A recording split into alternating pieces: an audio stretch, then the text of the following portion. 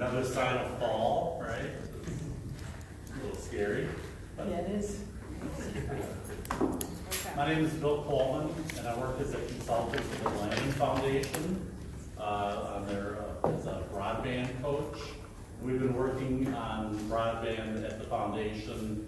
Foundation's going to be offering its 15th annual broadband conference later this fall, October 8th through 10th, up at Grandview Lodge in Nisswa. And 15 years of working on broadband technology. And throughout the process, we've worked both on trying to get better broadband networks in place across rural Minnesota, and then also how do we spur strong use of the technology, because we know it's like kind of like an exercise bicycle. If you use it for hanging your clothes on, you know, after they come out of the washer, that's not much value. But if you get on it and ride, then you know that it can provide some benefits.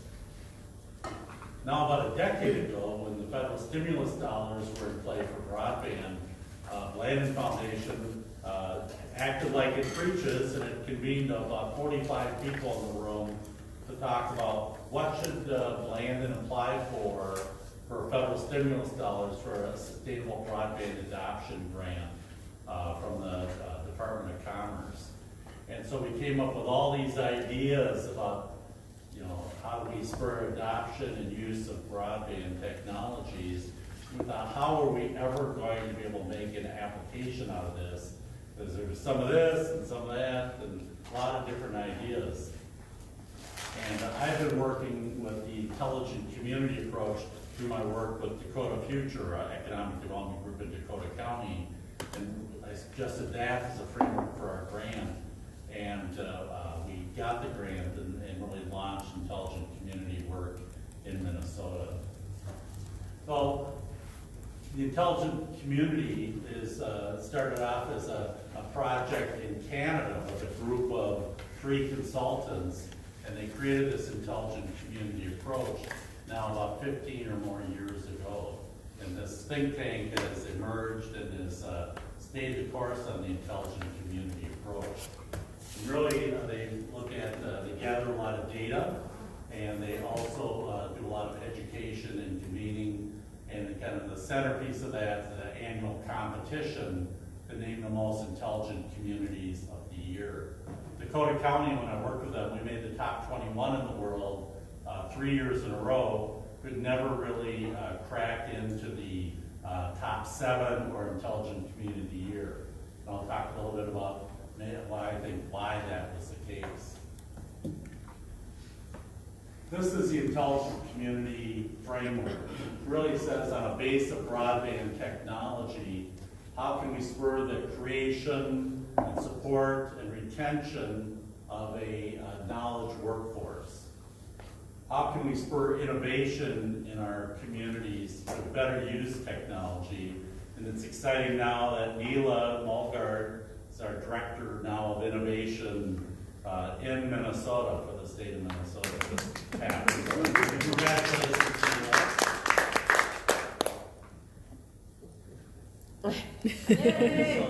Neela. Digital equality, the idea that everyone should have a device, know how to use it, and have a connection to the network so they can fully participate.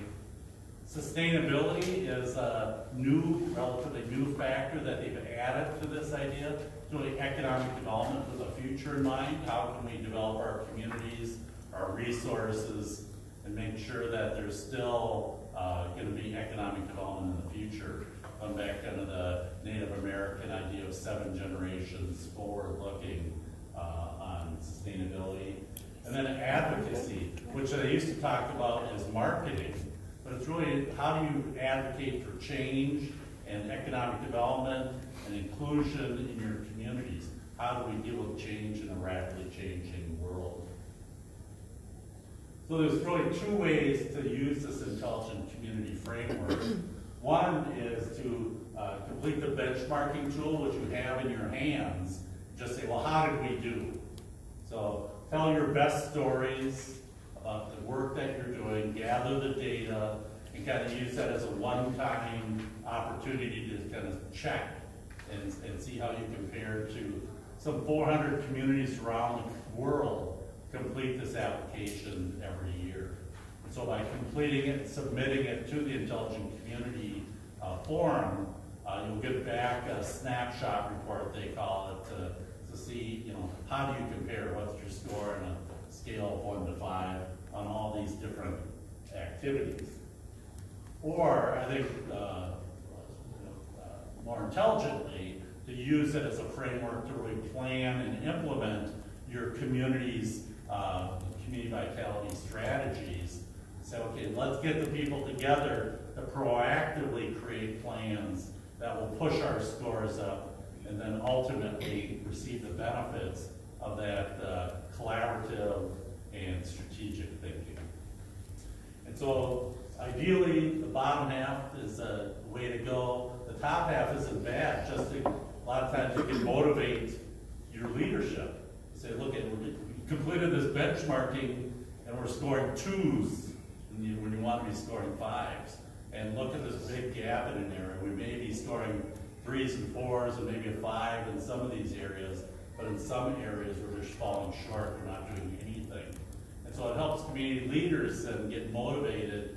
No one, you know, we always want to be above average, right, in Minnesota. So this helps you to think about that in a different way. One of the biggest things that through the Intelligent Community Forum, and you see the most successful communities, and they have this triple helix they talk about. You know, the DNA helix is 2 strands. This is 3 strands of business, education, and government, really coming together in a partnership to figure out how can we move forward as a community, as a county, as a region, as a state, to drive forward to some shared objectives on economic development, quality of life, economic competitiveness. And the communities that, and we're going to talk a little bit, Neela's going to talk a little bit about her experience, and we just went as a group, 10 of us, out to New York for the Intelligent Community Conference, where the top 7 communities are honored and share their experience and hear about some of the things that they're doing. So this is the ideal. It's, you know, for a local government to say, okay, we're going to make all these changes. Can't really do that unless you have your community, your business, and education folks on board. So we know that what gets measured gets done, right? And so that's really a critical piece here to think about. And we're going to talk about that in a few minutes. But right now, Neela, do you want to share a little bit about, you know, Neela's Red Wing has been working with Landon Foundation now for about 8 years. Would that be 6 years? No, about since 2015, Okay. 2014. Okay, so 5 years. 5 years, yeah. And part of our Landon Broadband Communities program, where we use the Intelligent Community approach. So, Neela, what's your take on this whole process? Well, you know, when we were selected as one of the Landon Broadband communities back in 2015, Bill was our key liaison and coach, and he presented the ICF model to our steering committee at that time. And it was really like, you know, that aha moment. We were like, it brought a model to all, you know, we didn't look like we were crazy anymore, right? But our work fit very neatly into these buckets. We were doing the marketing, we had the broadband, we were doing innovation, we were doing, you know, all those various buckets, and that model, the ICF model, really pulled it all together, and so it brought confirmation of our efforts on that part, and so since we launched that, I mean, there was a lot of things that were affirming that ICF model. I can talk when we talk about that or the conference. Oh, okay. So, you know, I would add to the triple helix that instead of also, we see it's government, academia, and corporations, you also need those community members and those individuals that drive change. So we've always gone with that 4-prong approach here. From our very earliest days working with the Landon Broadband community, once we were the statewide hub for US Ignite with our Ignite Minnesota steering committee, we had representation of all 4. And a lot of things that we've done throughout. Those 4 components really are needed, and not only in the ICF model that's confirmed, but in other models that we've seen nationally and internationally. Some of my takeaways from the conference, one was that smart infrastructure, you need smart infrastructure, and then you can have smart people. Everything's now about smart cities.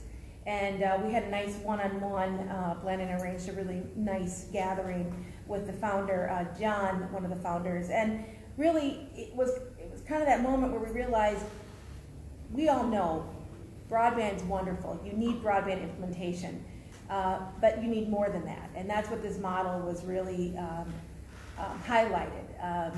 We were a little naive when we launched Red Wing Ignite, and at that time Google Fiber was hitting Kansas City, and we thought, look at all these people flocking to Kansas City because of Google Fiber, right?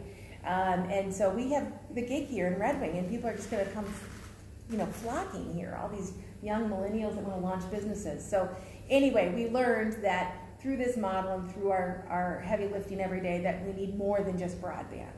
And so some of that smart infrastructure is broadband, but it's also the convening of those 4 sectors. It's getting the people together. Other smart infrastructure is what we provide our students in their schools, right? What kind of curriculum do they get? What kind of classes can they get outside of the schoolroom, inside and outside of the classroom? And once we have all this kind of smart infrastructure in place, then we can have smart people. You can't have innovative businesses and new startups flocking and the events and the contests without really building that infrastructure first. So that was really interesting to have when you talk about smart cities and smart people. It's really building that infrastructure first so communities can thrive. The other part that I really found reaffirming was the partnership is paramount. Every single top 7 city did public-private partnerships. Every city was very grateful for their partnerships with nonprofits and other private sectors. And as Westerville, Ohio said, it's not about what I'm going to do, but who I do it with. So the city was very present, not to always do everything on their own, but reached out to community partners and bring them in, because obviously the product is better. The next would be preparing the next generation.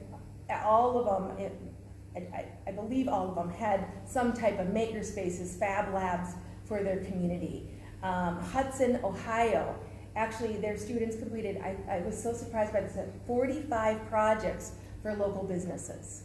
And so really fitting those kids that win-win situation, right? Our students get great hands-on experience and our businesses benefit from that too. We've done a little bit of that with some of our entrepreneurs in the past where we've given projects that our entrepreneurs needed and connected them with students at our regional colleges to do the prototyping for them. But I see this being much more purposeful in going forward.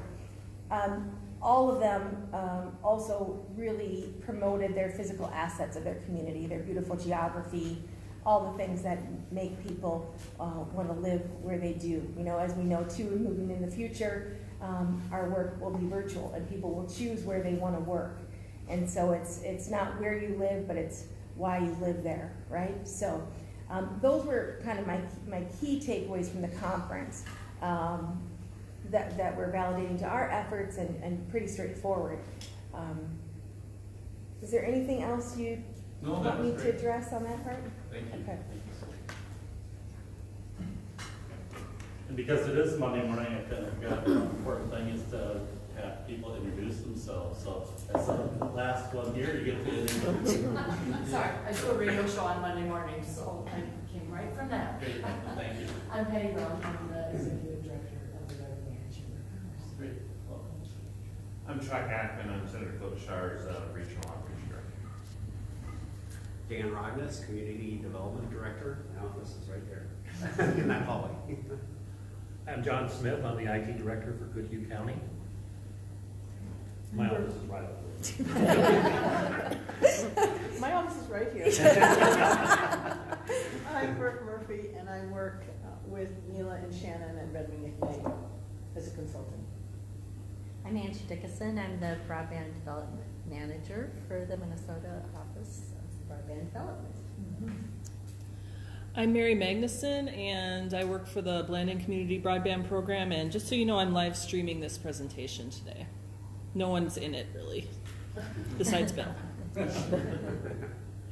Jana Mano-Smith, City of Byron, Community Development Planner. Neil Mulgar here at Ignite. I'm Shannon Harris. I'm the program coordinator here at Red Wing Ignite. I'm Blossom Long. I'm just Hands of Hope. Yeah, that's correct. Just honored to be here. I'm Beth Reed. Actually, I carry a lot of hats here at Red Wing. I am on the Human Rights Commission for the City of Red Wing. I'm also a part of the Red Wing Homeless Response Team, and I'm also on the Red Wing Area Homeless Committee. And I also am on the National Committee and the Minnesota Committee. And like I said, I carry a lot of hats. But my mission is to actually help in homelessness here and work with city and county on helping get a homeless shelter here as well as affordable housing. So most of me on TV too. Great. And God just came in. Scott Anderson, County Administrator. Great, welcome. And so back to this, back to the agenda here. The what gets measured gets done. And at the heart of the ICF process is this benchmarking tool. And really not that hard to fill out this benchmarking tool. It combines checkbox, fill in the blank, and short essay questions. It combines both data and community storytelling. What are things that are happening in your community? The reports that they provide, you get for free a very quick snapshot report comparing your community to the entire group of 100 communities or so that fill out the application. And then ICF, if you're interested in more data, they'll do more advanced review and compare you not only to the 400, but then to the top 21 and the top 7 intelligent community year. There's a fee associated with that. I'm not even sure what that fee is, but I think the snapshot report is pretty good to give you a pretty good understanding of how you're doing. Each of the communities that applies sends in the benchmarking report. It's entered in the annual competition, and they say it takes about 8 hours to complete. And last year I did 2 applications for communities. We did Red Wing area, we also did the Brainerd Lakes area. And as someone who wasn't in the community, it took me a lot more than 8 hours to do that report, simply because you have to go out and find the information and meet with people. But if you're in your own community, your own county, your own region, you have a lot of that information available and so on. So I think the 8 hours is probably about right in terms of doing that. So when you think about the questionnaire, and I encourage you can follow along in this questionnaire that's in front of you, and you can see on page 3, you really get to the bottom of page 2, what we call Connect. You can see kind of the questions that they ask. And some of that data is readily available, some of it is not available unless you do some community surveys or look back to kind of the American Community Survey, the Census Bureau, and so on. But you can gather that information about who are your providers and what connection speeds and pricing are there, and one of the essay question there is describe the most significant project with your community that promotes broadband deployment and adoption in your community. And so for some communities that goes back, in Red Wing, for example, they've been working now probably 7, 8 years ago with Hiawatha Broadband to come to the community. So what was the makeup of that partnership? And I think Red Wing was lucky enough that as they were looking, Hiawatha Broadband was looking for a nice community partner, somebody who was supportive, and so on. Wasn't a big financial commitment by the city of Red Wing to bring that provider in. In other places, in county governments and across the state, communities across the state, we've seen public-private partnerships where the city or county is actually computing large dollars to a project like that, or conducting community surveys and kind of pre-selling. In some places across the country and across the world, the community might put in the infrastructure and lease it out to one or more telecom providers. And so that really focuses on getting the broadband services, the availability of service in the community. In some places, there's really big efforts on the adoption side, training of residents, maybe offering all kinds of ways to try and improve the approach. Some communities where there's many low-income people, that digital equity piece comes in. Do they have a computer? Can they afford the broadband? So on. So there's efforts there that communities are engaged in as well on this benchmarking question. So it's really about, what's in place now, what are the qualities of that service, and how did it get to be there in place. In terms of the knowledge workforce, we all know that in economic development, now it's not the industrial park site that's going to bring somebody in. It's who's going to be there to help make this company successful in terms of the workforce. So creating, attracting, and retaining workers is a huge part of economic development these days. And so this questionnaire looks at what are the technology offerings in the school. And through the Blandon Broadband Communities Program, really helped launch a whole STEAM initiative in Red Wing that's science, technology, education, arts, and math throughout the community. And they've done a tremendous amount with youth to do coding camps and coding classes and so on. Education, employer collaboration projects. The same program helped the Red Wing Ignite support internships between students and employers here. And that's led to a whole realm of things taking place now that are really exciting things. What's the educational attainment in your community? Statistical numbers about how many high school diplomas, who's got 2-year degrees, who's got 4-year, who's got higher ed or post-secondary, postgraduate work. Higher education access, who are the colleges, what do they offer? And then the essay, describe your community's most important workforce initiative. And so again, so you're just letting things happen, you just let everyone kind of find their own way. There's a community, your county, your region, proactively creating this public-private partnership around education and business to train workers. Out in western Minnesota, in Swift County, working with them on our initiative, and we just had, I think, about 20 people go through a welding program as part of the Blandon Broadband Communities Program. And welding and technology, that doesn't really match, but here's a group of people who are looking to improve their quality of life by getting a better job.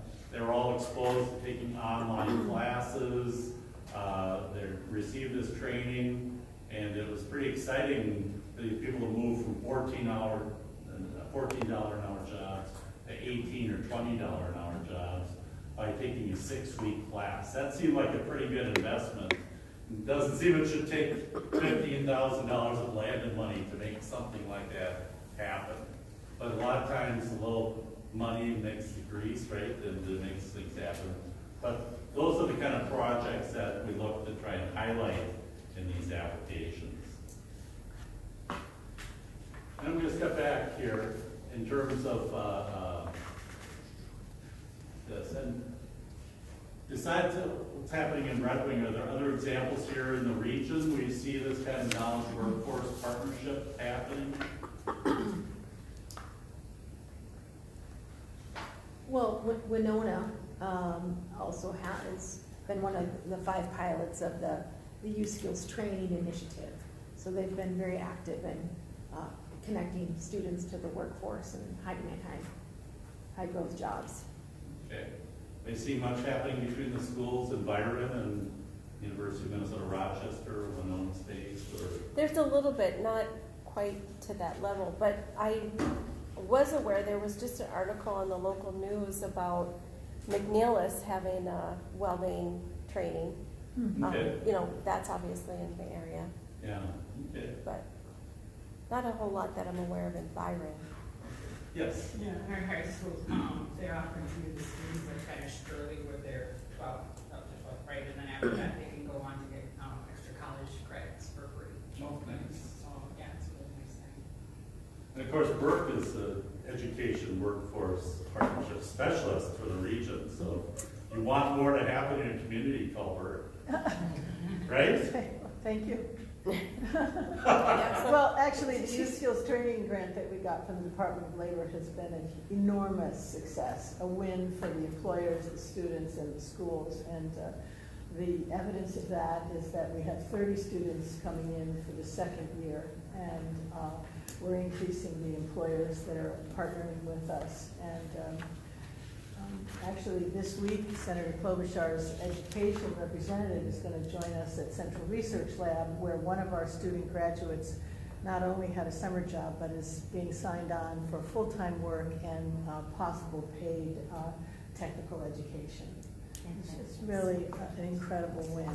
And Learner is a countywide program. Yeah, so it's it's with the county collaborative. Yeah. Good, Thanks. good. Yes. I've got something that's a little one-off, but it's still worth bringing up when you mentioned the welding thing. We did a staff tour around southern Minnesota a couple of months ago on workforce development. And Midwest Technical College on southwest Minnesota, they are taking, they've got some sort of mobile welding unit or whatever, and they've decided they're not even taking it to the high school kids, they're taking it to the middle school kids. Wow. Because again, when you're talking about a partnership between government, business, education, that they really figured out that to be able to show a 7th grade kid, hey, you can learn this skill and actually not have to move hundreds of miles away. You know, if you kind of like your family and stuff and like your town, you can, you know, we can show you this marketable skill. And it really caught me off guard, because every time I've ever heard about, you know, public, you know, education and business partnerships, it's always targeting the high school kids. And well, I mean, it was the middle school principal sitting at the table, and I asked, why that? You know, why are you here and not, you know, the high school principal? And that's just their focus. Interesting. You know, and that's, if you, one of the things I like about this model is that these elements really work together. You think about the workforce, and then you think about the advocacy piece. You know, so what is the message that you're talking to people inside your community about the future and the opportunities in your community? And that's a great example of that. Thank you. In terms of innovation, you know, a lot of times we think of innovation as 3M lab coat people, you know, walking around the lab. In rural areas, a lot of times we think more about innovation more broadly, is that how do we improve the skills of business owners or students, local governments to make better use of the technology, healthcare providers, and so on. So to move forward, you don't have to be cutting edge to be, you know, in terms of rural innovation. A lot of times it's catching up. You see what's happening in Silicon Valley or in downtown Minneapolis, and how do you take the steps to get, you know, in some of our communities for businesses, that's a small step as, oh, I'm going to go onto Google and register the name of my business and make sure when it, they're going to map you either way. They're going to find your name and map you. Is your business in the right location on that Google map? You can add your hours, a phone number, a website. And that's a, you know, kind of e-commerce 101 kind of thing, but there's a lot of people who are still in kindergarten and haven't done that step for their own local business. So how do we spur people to move up that innovation, sophistication ladder? And without the program to make it happen, you know, small businesses are busy, they don't, maybe they're afraid of the internet, maybe there's all kinds of things that are holding them back. And so that's what this innovation is all about. So what are the local innovation promotion policies that are in the community to make things happen? And we see things like in Northeast Minnesota, there's a big effort now to connect training businesses on technology, where they don't hold classes, they just send somebody into the business for about 6 hours in total over a period of about 6 weeks. And so they do an initial thing and do some kind of an assessment, and then they say, okay, here's some action steps to move forward. And here, let's do 2 of those right now while we're sitting there, because sometimes all it is a click, right? And then come back in a few weeks or a month and, okay, let's do something else. And it's a low-cost thing. Instead of, we see a lot of things like business storefront renovation programs that communities operate. Well, this is more of a desktop renovation. Get in there on the computer and move people forward. What kind of local government online services are there as a key thing? A lot of times that's a front door to your community when people are looking to think about moving to a community. What information is online about your community? What can you do as a citizen to report information to your business? I was just lucky enough to be went to Europe for the first time in my life over the last few weeks. And now in airports, almost all of them now have, how is the bathroom? So there's a button there. Is it good? Is it bad? So all of a sudden you're sitting in the control room or whatever, and you see, 4, buttons pushed that this bathroom is a mess, essentially. You can go solve the problem. And so pretty easy to do. It's all part of that smart city kind of thing as well. So how can you report information about potholes or all kinds of information? What else is going on around innovation in the Southeast region? Anything to report? Well, Minnesota State College Southeast created the Student Learner Hub as an innovation, and they launched the first course was prototype engineering training, and that's working with 11 school districts in southern Minnesota, and I was involved in that, in placing those students who were in high school in engineering internships, pardon me, in advanced manufacturing in the 11 counties, and mostly south of here. Mm-hmm. But that was an innovation in terms of moving away from bricks and mortar exclusively and taking that applied learning from high school to the college campus to the employer. And we successfully placed 6 students, everything from Fastenal to Crest Precast, where a student was brought in as a drafting intern, and he did 3D drawings for the company. It was an innovation and a minor investment for most employers. Mm-hmm. So it's an innovation in education, and those small leaps forward matter. It was funded by Minnesota State College Innovation Fund as well. I know one of our Blind and Broadband Communities project involved Goodview County's scheduling of cars. Yeah. That there was Scheduling what? they scheduled cars, for staff. He developed the software. He programmed, he coded a whole new, and so it saved the county a lot of dollars. Wow. And that was one a of our- student intern. Yeah, through Ignite. Okay, Yeah. that's Yeah. wonderful. Yeah. I mean, one other thing I would say with the innovation front, I mean, we obviously that's a lot of the work that Ignite does, but one that I want to highlight that I think we're quite proud of the results on is something called the Entrepreneur First Collaborative.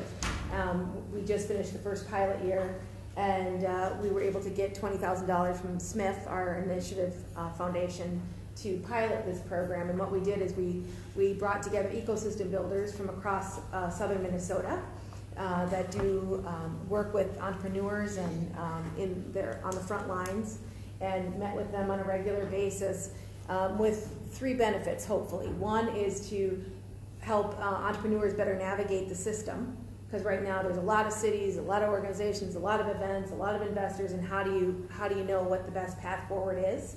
The second is to better support the ecosystem builders, right, and our organizations, the challenges of running this type of organization.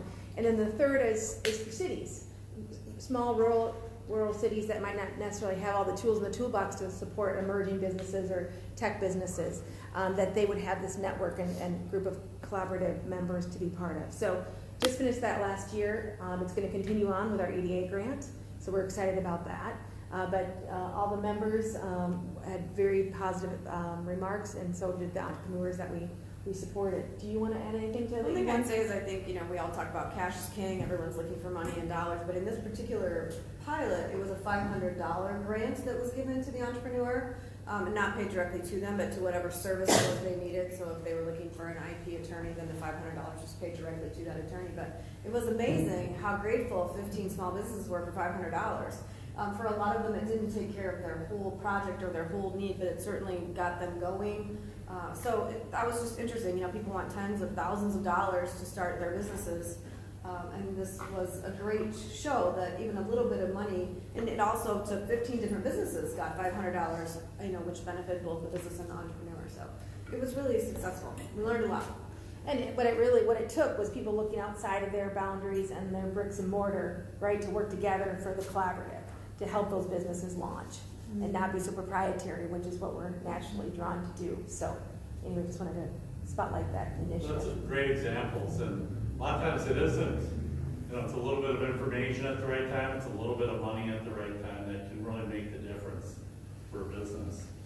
And so questions in innovation are about do you have policies in place promoting innovation? Which of the following innovation programs is available in your community? Things like hackathons or business incubator, technology district, matchmaking between new and established businesses, angel investment, and so on. In terms of online services, open data sets. Many communities now are publishing more and more data about the community, and then some citizens find it valuable and interesting to look at that data and really study it and make different uses of that data for community benefit or even a business opportunity. A smart metering system for utilities, emergency management systems, and so on. And then again, what is find the most important example of innovation in your community among business, government, and institutions? And if that's a collaborative effort, then that really scores high in the program. Digital equality, that's also known as digital equity, digital divide kind of things. What facilities or services are available for those without online access? Certainly libraries in every community that has one. That's a main place for people to get access, but also schools or places like right here, the Red Wing Ignite. What facilities and services are offered to organizations to promote digital adoption? And think about the homeless population. And in Hibbing, we're working with the Public Housing Authority to make sure that there's both Wi-Fi access and the devices in the public housing there in Hibbing so that people do have access. We know that broadband and technology is really a gateway to participating in society these days. If you want to get education, if you want to apply for a job, even the easiest one or the most entry-level one at a hardware store, at a fast food restaurant, all that information is really online. Certainly any government services now, more and more is online. So whatever you can do to help people get online is really, really important. And then the essay, please describe the most important program that aims to include or increase digital adoption by providing access, training, and motivation. Again, we get to that advocacy piece, convincing people that they should go online and make use of tools, whether that's younger people or unemployed people or older citizens. How do they, convincing them that they can maintain contact with friends and family much more easily during winter time when they can't get out and about. And so educating people is what's the value for them to gain these skills and make use of technology. You guys must have experience working with homeless on use of technology and so on. Any reflections on that? Well, actually, this is what you just mentioned about the public Wi-Fi. I like that because they don't have anything like that here yet. Mm-hmm. They all have to pay for it. So I think it's not moving with the approach. Yeah, Bert. Some years ago, I convened a roundtable on addressing education and employment issues for immigrants and new Minnesotans. And many from African diaspora said to me that they were digiprived. And I think that's a great word, because digiprived meaning that access to all the virtual services in education and workforce development, they were at a complete disadvantage. And so they already came in with barriers to language, but the digitization was really addressing this issue of digital equality. And more services are virtual. It's very hard, whether it's public sector or private sector, to reach a real person. Mm-hmm. And so I think it is an inclusion issue. There are such opportunities for intergenerational assistance for younger people, immigrants, to help their parents or elders. grandparents Yeah, absolutely. to do That's this. an innovation right there. Yeah. It is. And we see in the bigger communities, the ability to put things in multiple languages, is much higher than it is in smaller communities. So, but recognizing that there are people, non-English speakers in rural Minnesota, is really important as well. Absolutely. In Winona, they've got a group there. What are they called? Fine. Yeah, Project Find, that really does a lot of work with refugees and immigrants, and really award-winning work. So that's a regional resource here in Southeast. And they've worked in St. Charles and other places as well, so it's not just in Winona. In terms of advocacy, engaging, you have a document, digital strategy for economic and social development. You have a task force charged with implementation. How do you involve communities, community members in community development activities, and in terms of dealing with change and economic development, business development? How do you communicate the community and economic development story to the outside world? When you're thinking about your community and you're trying to attract people and investment to your community, that's really economic development.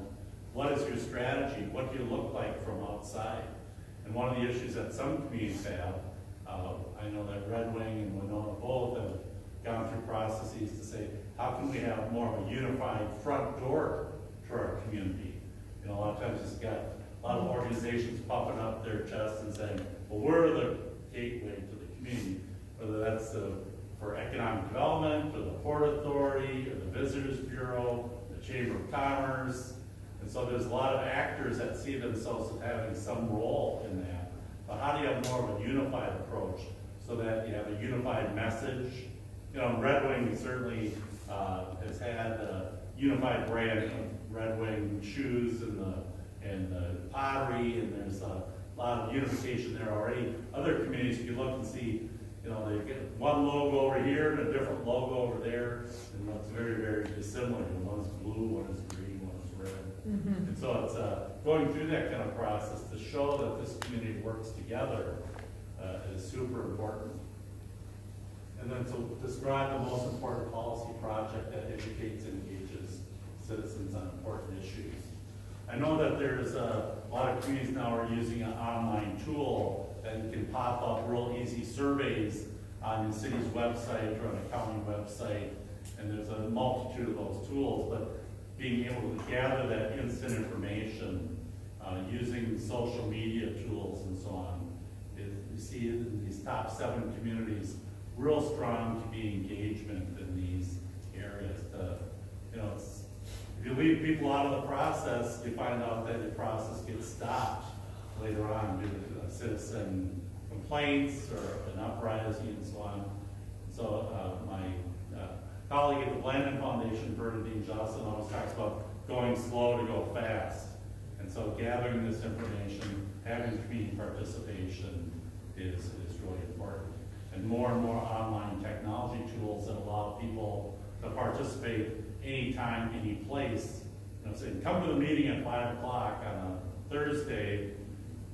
You got baseball games, softball games, work, all other dinner. People don't show up. They say, well, the city says, well, we asked and no one showed up. These day and age, you can use these online tools to make that happen. Any good examples of that happening in Southeast? You mean unified approach? Unified approaches or use of online tools to gather public information? What's the county doing here, or the city? Yeah, we have an engagement staff person. They're doing more and more online surveying. The latest one that just went out, I think a week or so ago, was related to a pedestrian bridge that is connecting into what's called the Old West Main or the West End District. And there's chatter going on out there both for and against this, so just reaching out with more of a survey system is proving to be, I think, positive way to get some more input.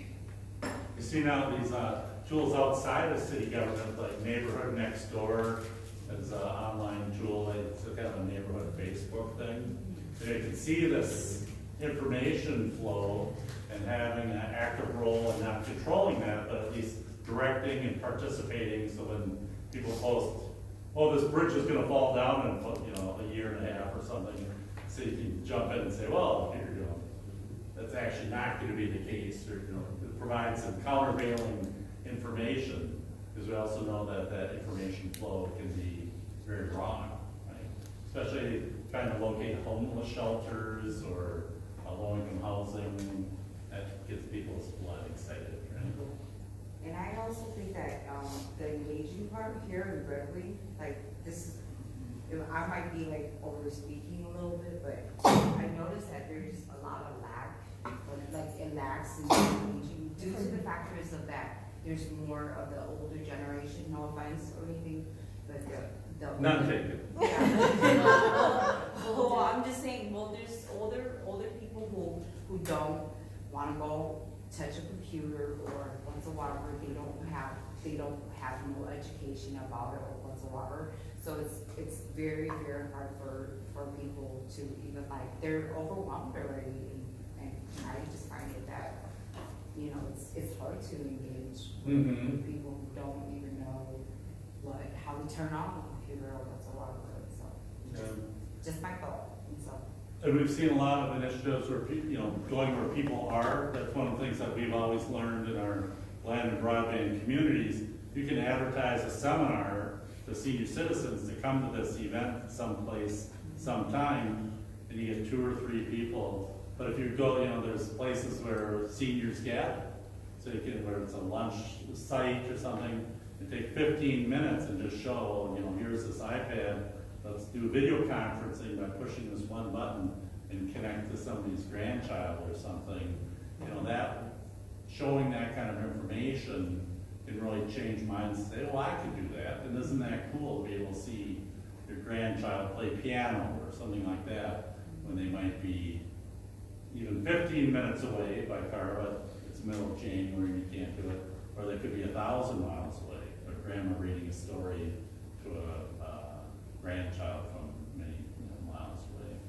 So using these technology tools is really important, and helping to shape your community message, especially in a community like Red Wing, where a fair number of people leave town at 7:15 or 7 o'clock in the morning, get back at 6 o'clock at night with a list of things they have to do at home. And so in a commuter communities like Red Wing, there's a fair amount of that. I know that's an important tool.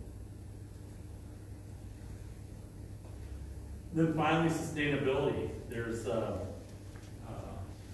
issues about what is our quality of life in terms of sustainability. What are the measures that we use to make sure that we're trying to reduce water use or deal more efficiently with waste and increase recycling and so on there. Parkland, open space. What's your most important community sustainability project? So I know that Red Wing has a strong initiative around sustainability and a big plan and so on. And so that's a great thing to think about as a part of this. And it's interesting that this factor, intelligent community, they gather their top 21 communities and gather input. And sustainability is one. The idea came from the communities, and and said that the most globally competitive communities are really focusing on the sustainability issue. This is the one that's kind of plopped into there just by asking, well, what else can we do here? But this came out from the grassroots of the intelligent communities to say, this is really a critical thing for the future.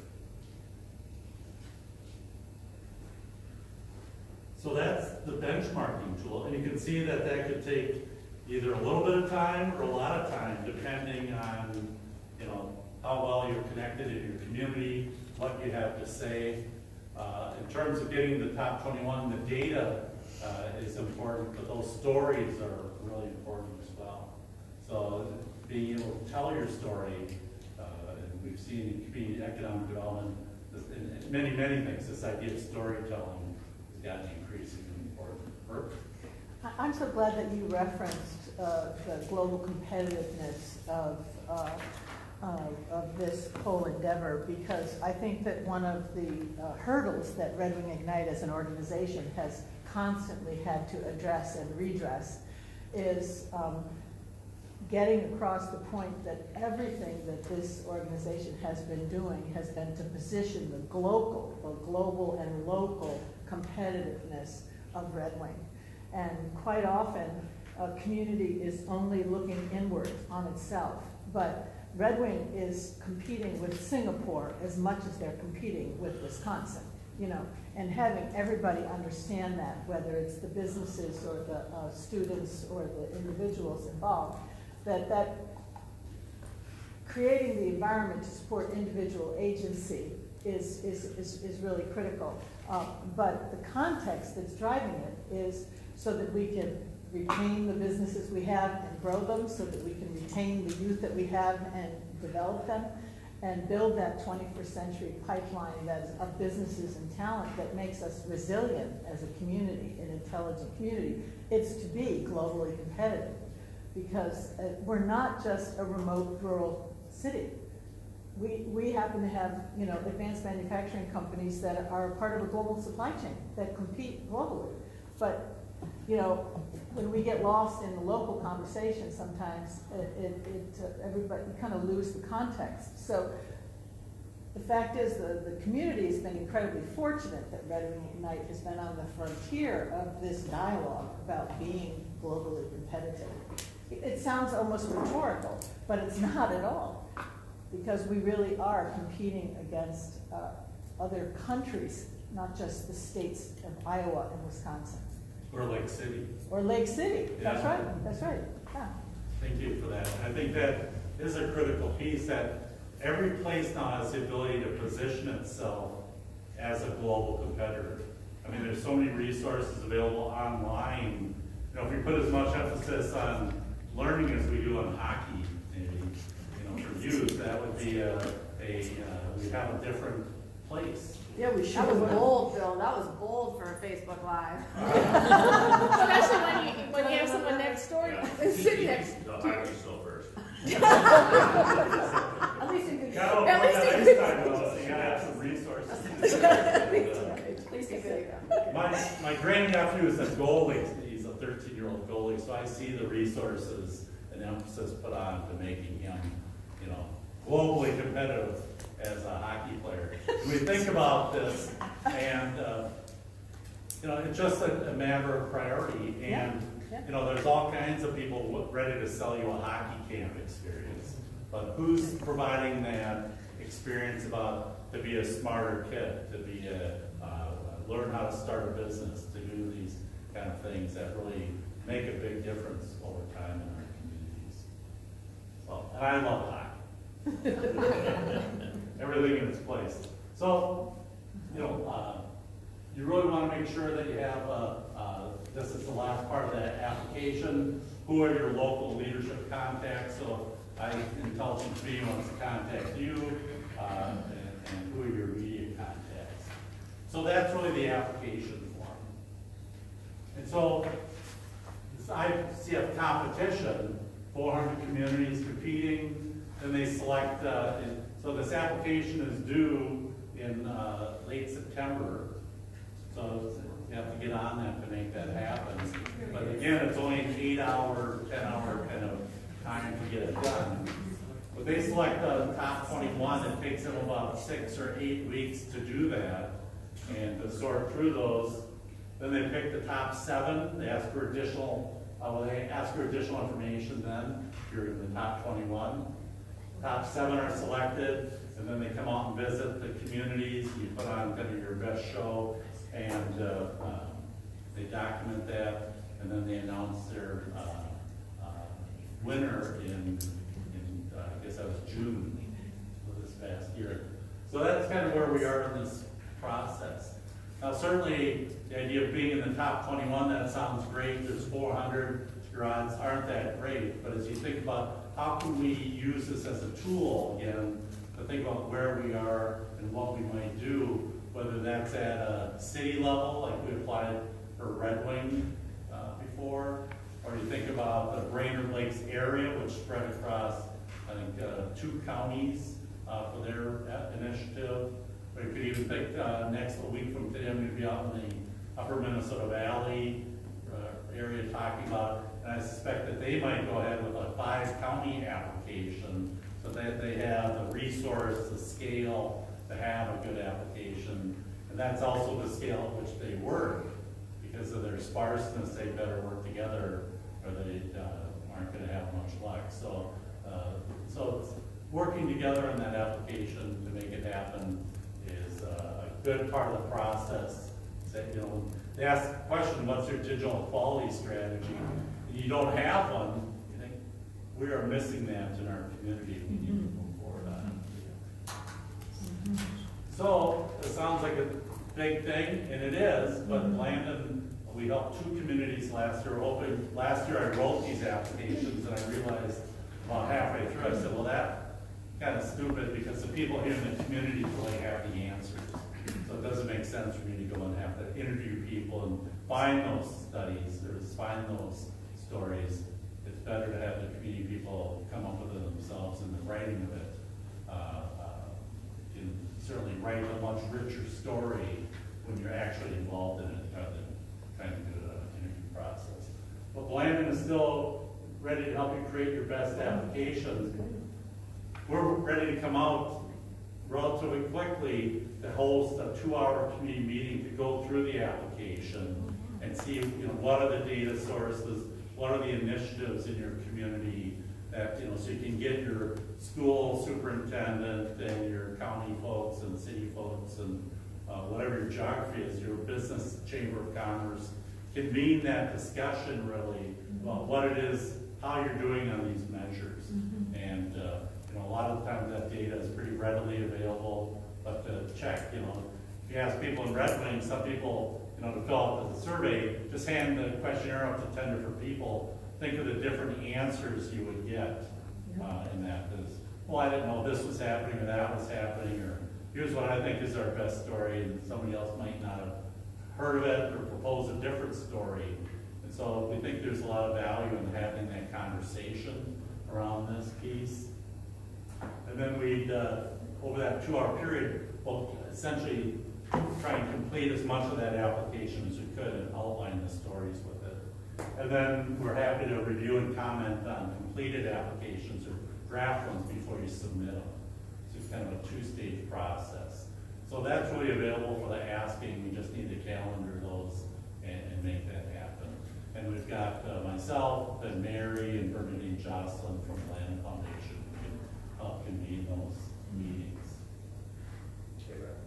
And so that's really our offer. We think there's a lot of value in this framework. I think that the community discussion is really where the value is, and maybe the motivation. It was very exciting in Dakota County when we made the top 21. But we never really made that transition to the, let's use this as our organizing framework for the 13 cities, 6 chambers of commerce, 2 community technical colleges, local governments, to make that happen in a strategic way. Beauty of a smaller community is that there's fewer actors. You can maybe be aligned a little more easily. Certainly, maybe there's fewer resources. You have to look outside your community to access those resources from technical college that might not be in your community, or from other state of Minnesota or whoever to make that happen. But that's really that's our offer, and we'd encourage you to think about taking us up on it. Any reaction? Yeah, Bill, what's the smallest population that has ever qualified to be, in the top? Well, Or like even- Mitchell, South Dakota made the top 7 a couple Jeez. years ago. Mitchell, South Dakota. All that collaboration around the Corn Palace. So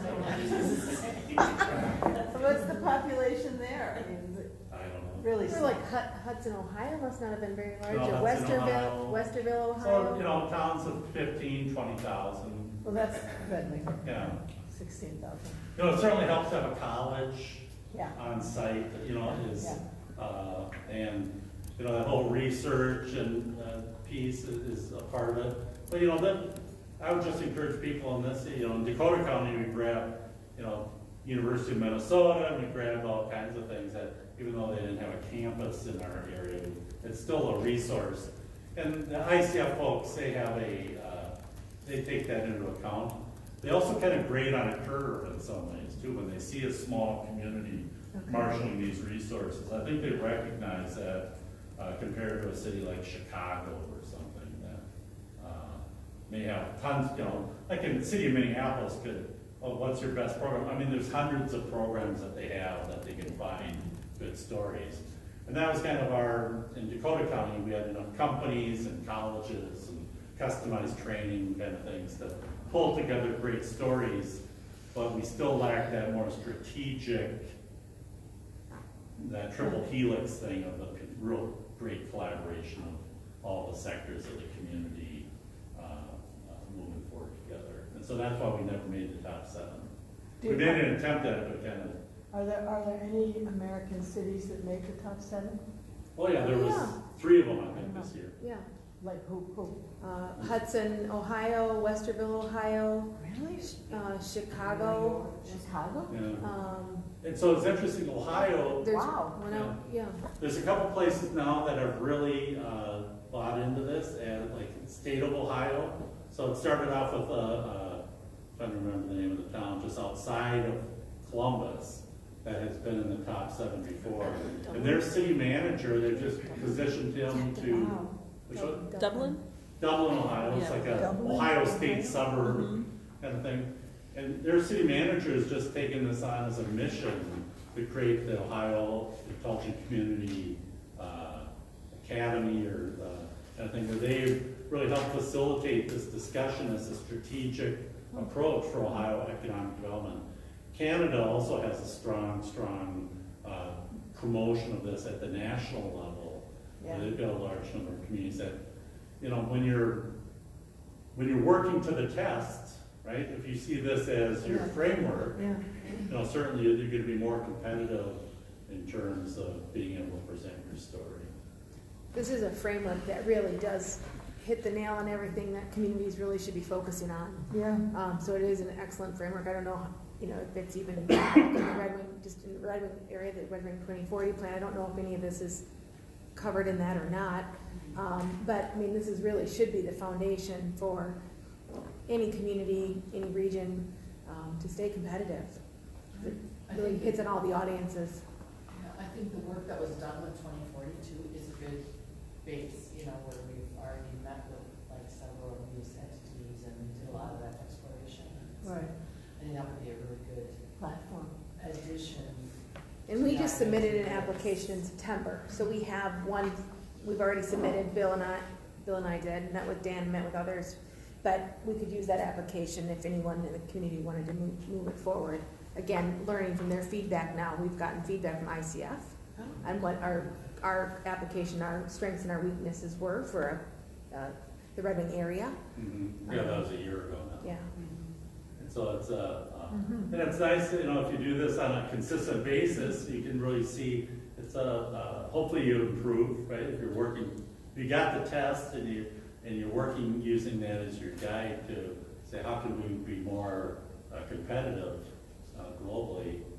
That's a great thing. When we were 3.1 last year, now we're 3.6 kind of thing, or whatever those scores are. to show the improvement, and I think there's real value in that. And I just really want to stress that Minnesota is so fortunate to have the Blandin Foundation and Bill's expertise and Bernadine's expertise, Mary's, in this model, and for them to be able to provide this technical assistance to whoever's listening. Yeah. It is amazing that they are able to put these dollars in to help others build their communities. And Bill's years of experience, he's one of the judges, correct, with the ICF, and so has a long, long history on the intricacies of this model. And so just have been very fortunate to have his expertise and the expertise of the Blandin Foundation in this process. Bill, I've just got a question. Given the condensed timeline, how hard are you pushing to get the word out in ballpark? How many applications would you see, or assessments coming out of the state of Minnesota? You know, last year we had 2, so if we had, you know, more than 6, I think that would be good. I mean, because just like Neil was saying, any community that's recently gone through a 2040 vision, and any community that's in the middle of their comp plan, they've got most of this stuff already. Yeah. Why wouldn't you do it? Yeah. And you looked at the power when, you know, Landon was generous and was able to invite me to the international conference. And when you looked at the towns in Ohio, the amount in Ohio that was happening, you have to see that that would elevate a whole state. When you have that many strong cities doing this heavy lifting, that collectively would really make a huge impact. So. And you start to get a more common language too about how to talk about economic development and the real elements of it. One of the things we've seen through our Blandin Broadband Communities program is that, you know, in the past, economic development, technology issues, you wouldn't necessarily see homeless advocates as a part of that coalition. Even though you think about, we've got 2% unemployment, we've got a whole population that is not fully participating in the community, that is ready to try and solve their own issues and move up and be a more fulsome part of the community. That would be, you know, this framework helps bring that thinking into, you know, we've got underutilized resource in our community, and it's our people that need additional assistance to just step up, to be able to figure out how to do something online to get an entry-level job. Can help be a part of that homeless situation.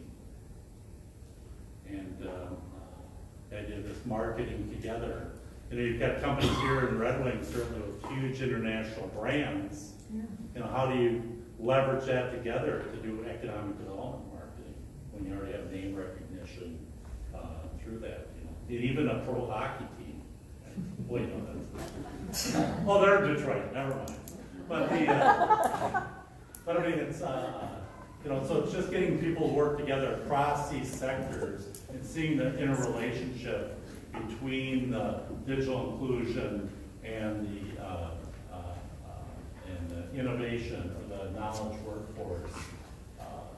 You know, the work here that Ignite is doing is right on target with workforce and innovation and broadband skills and technology.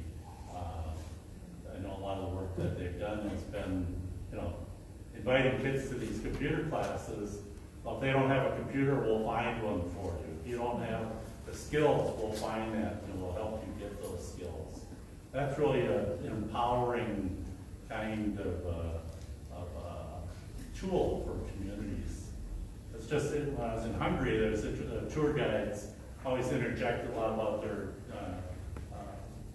countries, and in Hungary, secondary college is free if you pass this test. You have to score high enough test. Even if you don't pass the test, you can still go to college, but you have to pay for your first year, which there is about 2,000 euros a year, so not too expensive. But if you score in that top 75% of that freshman class for your college, then the next year it's free. If you don't score if you score in the bottom 10%, next year you have to pay.